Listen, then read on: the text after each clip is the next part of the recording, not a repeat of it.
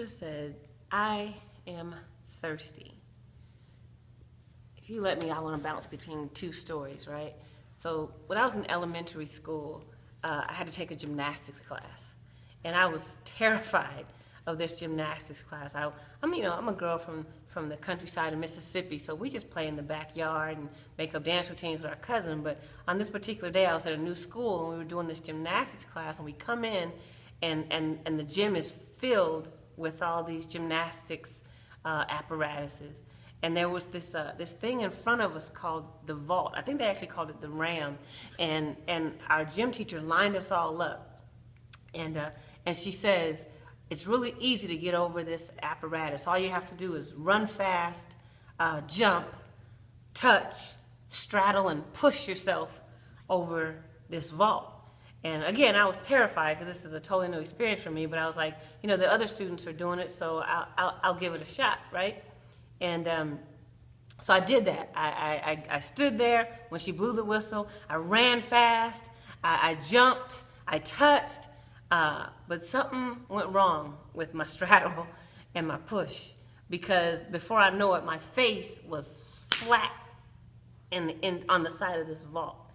And I was like, I'm pretty sure my face is not designed to be smacked by a vault like this. And I don't know if everybody saw me. I felt like some of the students were looking at me, and some of the students were trying not to look at me. But all I do know is I walked off that mat, and I thought to myself, I'm never doing that again. I don't care what the coach says. I don't care what the teacher says. I don't care what the other students say. I don't care what the reward is. I don't care what the punishment is. I don't care about none of that. I am never, ever doing that again. I'm not ready to do it. And everything about that hurt. Everything about that hurt. Hurt my face, it hurt my body, it hurt my feelings. And I walked off and I just said, I'm not doing that ever again. Now there was an occasion where Jesus was in the Garden of Gethsemane, and the Bible says that in pain and in anguish and in a place where he was just overwhelmed, he says to God, if this cup can pass from me, let it.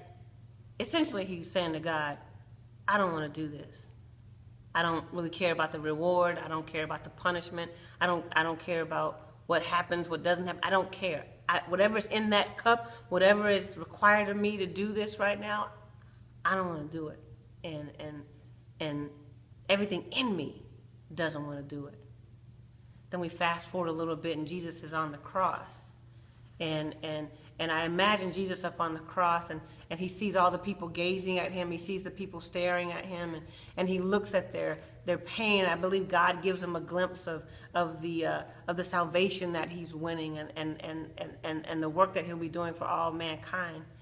And in this moment of incredible pain beyond what he had already experienced, Jesus says, I thirst.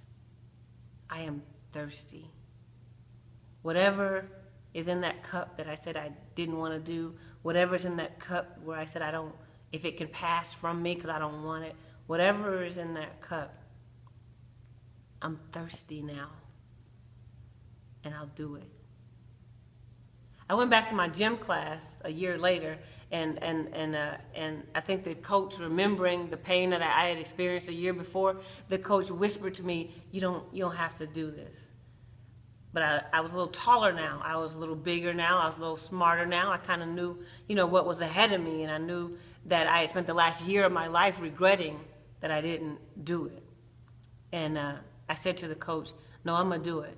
And I said that really calm and really quietly, but on the inside, I was like, no, I have to do this. There's something about this that is so important that I'm at a place now where I have to do this. And I did. And I think Jesus got to a place on that cross where he was like, I don't just want to do this. I have to do this. I don't just want to drink what's in the cup. I am dying to drink what's in the cup. I am thirsty.